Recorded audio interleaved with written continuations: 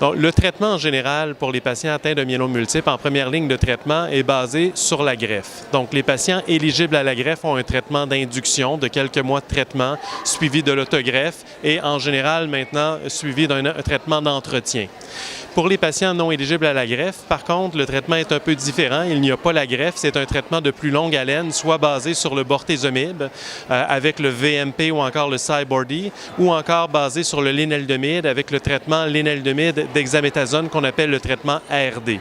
L'étude MAIA est une étude de phase 3 avec une randomisation 1 pour 1 où le bras standard est le léneldomide décadron qu'on appelle le ARD et le bras expérimental est l'ajout de daratumumab sur ce bras standard-là qu'on appelle le DARD.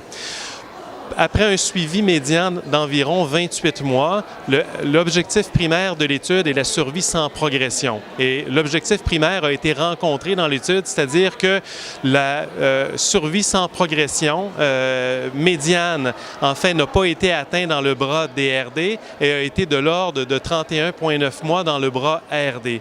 Lorsqu'on regarde donc la survie sans progression en général, on voit qu'elle a diminué avec un hazard ratio de l'ordre de 0,55, ce qui représente une réduction du risque soit de progression ou encore de décès de l'ordre de 45 %.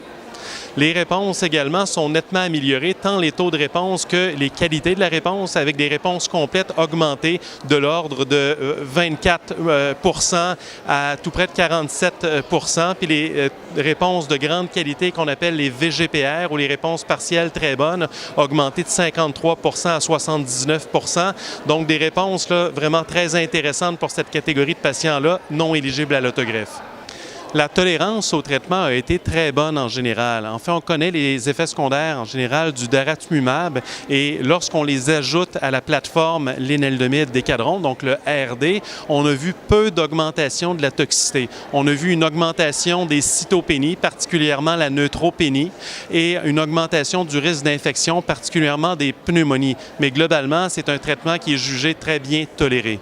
Quel impact cette étude-là peut avoir dans notre pratique de la vie quotidienne? Enfin, on a 4 études de phase 3 avec le daratumumab qui sont matures, 2 en contexte de maladies récidivantes réfractaires, l'étude Pollux et l'étude Castor, 2 maintenant en contexte de maladies de première ligne chez les patients non éligibles à la greffe. On avait l'étude Alcyon et l'étude présentement MAIA. Donc, toutes ces études-là vont dans le même sens. Et l'étude MAIA établit un nouveau standard de traitement avec le DRD en première ligne de traitement pour les patients non éligibles à la greffe.